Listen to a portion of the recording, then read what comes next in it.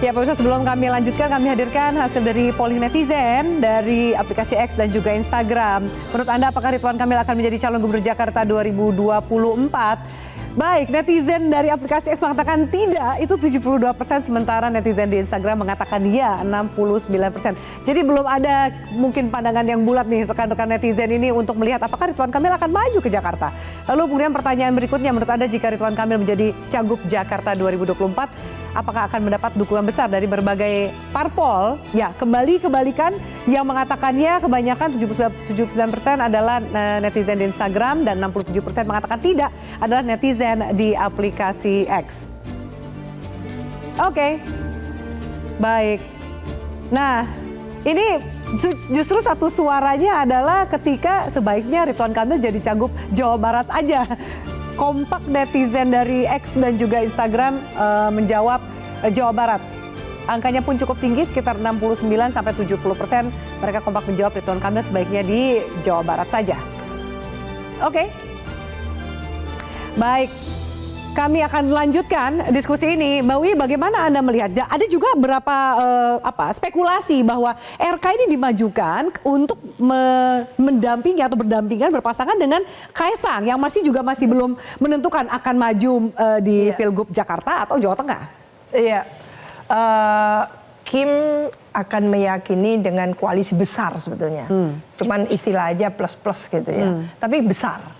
Besar itu untuk meyakinkan bahwa pasti menang. Padahal kan calon dulu.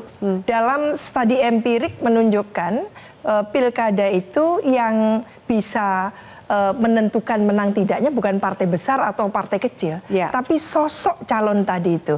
Saya juga agak merasa aneh gitu. Biasanya kalau partai-partai itu percaya pada hasil survei, dan hasil survei yang tinggi itu maka dikejar-kejar calon itu. Kali ini Anies tinggi tapi nggak dikejar-kejar. Tapi kenapa itu Mbak Wiwi? Ada apa? Malah mau kalau mungkin tidak ikut kan gitu. Kompetisi itu menurut saya, karena ini sistemnya demokrasi, berikan peluang dulu. Maka partai-partai tadi itu yang sudah diberikan payung hukum kuat ya oleh konstitusi tadi, punya tanggung jawab moral. Bagaimana supaya kompetisi kontestasi itu jalan oke. Toh belum tentu Anies menang, kasih aja kesempatan gitu loh. Kenapa dijegal jadi gitu? Calon lain juga gitu ya, dari PDI Perjuangan nanti mudah-mudahan selain Pak Ahok masih banyak kan gitu ya, calonnya silakan keluarkan. Katanya akan mengajukan kader sendiri, kita tunggu nih namanya ya kan, siapa yang akan kira-kira maju dari PDIP gitu. Jadi jangan diborong lah, kalau diborong itu nanti akan menjadi presiden buruk. Meskipun parpolnya mau loh, kalau Bang Doli dan Bang Riza tadi kita mengatakan kan nggak tahu yang di depan panggung, di belakang panggung itu mengapa mereka jadi mau. Padahal sudah ada deklarasi gitu ya, sejak awal PKB Anies, Nasdem Anies gitu kan, lalu diikuti PKS Anies gitu. Tapi kok gini gitu kelihatannya masuk angin gitu kan. Nah, ini yang arahnya itu menurut saya tidak memberikan satu pembelajaran kepada masyarakat luas, komitmen konsistensi dari partai. Kita tahu mungkin ada kerumitan tersendiri, tapi berikanlah gitu ya pembelajaran itu yang positif gitu, supaya kita itu mau take off 2045 itu betul-betul take off, bukan lalu kita mundur, kita setback. Kalau seperti ini setback, apalagi ini Jakarta, diberikan satu contoh yang tidak positif gitu ya dalam kualitas demokrasi kita nanti. Bang Doli, lalu kemudian sempat Golkar mengajukan Yusuf Hamka untuk menjadi pendampingnya Kaisang. Kalau kemudian situasinya kayak gini, tetapkah kemudian Ridwan Kamil ini akan didorong untuk berdampingan atau berpasangan dengan Kaisang, Bang Doli? Dari Golkar sendiri? Kita belum bisa memastikan ya, apalagi menyebutkan satu nama gitu nanti untuk yang menjadi calon wakil gubernur yang mendampingi Ridwan Kamil. Seperti yang saya katakan tadi, itu sangat tergantung dari proses kesepakatan yang diambil oleh partai koalisi pengusung nanti yang sekarang dalam proses komunikasi gitu. Nah, jadi saya belum bisa menyebutkan memastikan nama. Siapa. Tapi kan tadi kan saya katakan ya, nama-nama yang sama ini beredar yang dari Koalisi Indonesia Maju ya, termasuk Pak Kaisang, saya kira nanti juga akan pasti menjadi bagian yang dibicarakan ya gitu.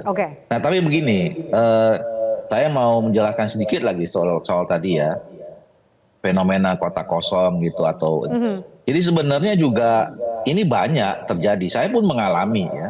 Ya misalnya dengan teman-teman PDIP ya di Bali misalnya di Jawa Tengah yang memang suara mereka cukup signifikan gitu ya. Mereka juga lobby kita kok untuk minta nggak ada lawannya gitu. Dan buat kita biasa-biasa aja gitu. Apa namanya fakta.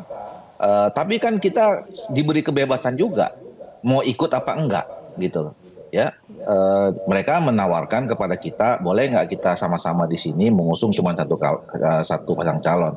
Dan mereka nggak maksa-maksa juga gitu. Dan kita juga merasa bahwa kalaupun kita pada akhirnya memutuskan mendukung pasangan calon itu bukan karena ada paksaan, karena ada tekanan intimidasi. Ya karena kita berhitung saja.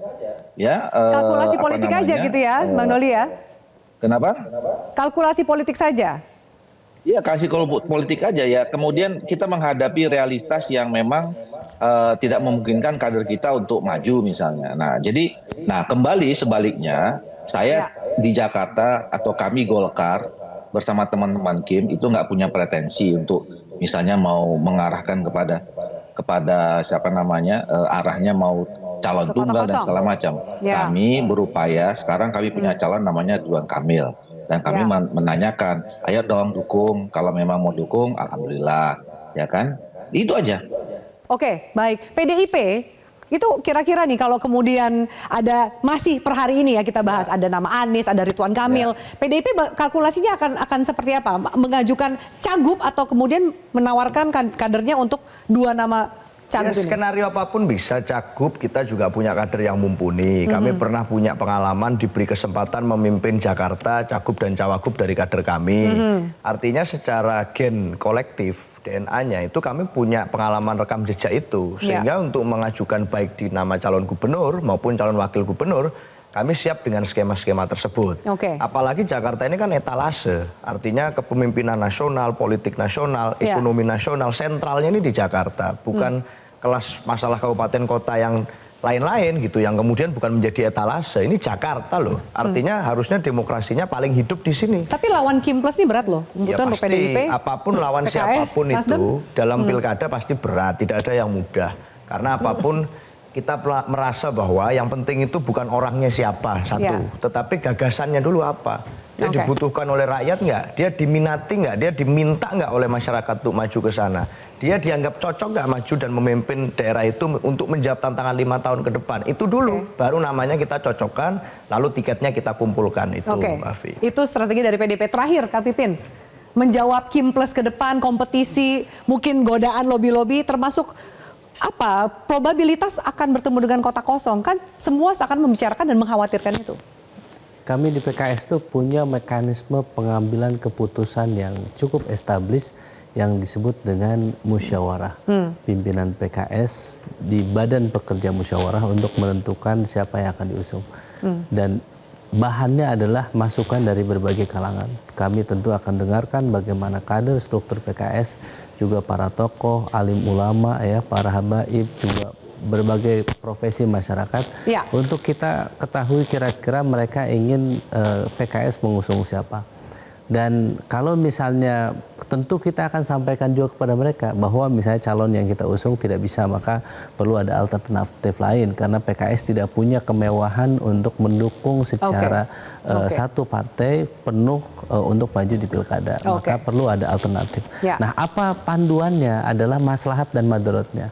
Kira-kira maslahat untuk masyarakat Jakarta atau masyarakat di daerah-daerah yang lain, siapa yang akan kita calonkan. Nah, disitulah yang akan menjadi pertimbangan, dan kami tentu juga ya membiasakan diri tadi syuro ini, kami meyakini kalau keputusan syuro itu ada memberikan keberkahan. Ketika diputuskan tidak oleh preferensi satu orang, tetapi memang ini adalah kumpulan dari berbagai pemikiran. Baik. Terakhir Bang Riza, ke depan gitu, melihat kompetisi Jakarta mewakili Gerindra gitu, jaminan bahwa Kim nggak akan memberikan kompetisi yang sehat, dan kemungkinan kalau ada kotak kosong bukan gara-gara Kim nih, plus lagi.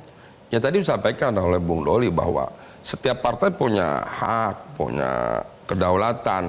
Tentu kami ya, selain ingin solid di Kim, kami terus mengajak sebanyak mungkin partai di luar Kim. Itu terjadi di seluruh pilkada. Tapi kalau diajak semua ya kotak kosong lah, Bang.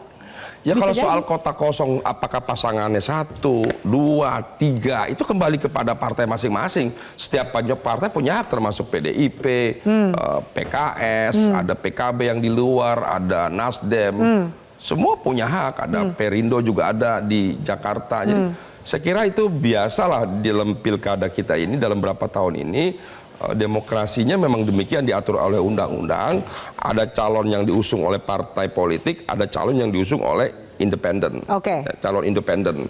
Kemudian nanti semuanya kita kembalikan kepada rakyat Untuk memilih. untuk memilih dan juga Baik. kepada parpol untuk mengusung pasangan calon. Jadi sekali Oke. lagi itulah demokrasi kita hari ini. Baik. Ke depan dengan berbagai kelebihan dan kekurangannya tentu terus akan diperbaiki. Kita lihat seperti apa siapa yang akan maju untuk berebut Jakarta 1. Akankah fenomena kota kosong terjadi di Jakarta? Kami tutup panggung demokrasi pada malam hari ini. Terima kasih banyak atas narasumber untuk diskusi kita. Dan pemirsa terima kasih banyak atas atensi Anda. Kita jumpa pekan depan. Selamat malam, sampai jumpa.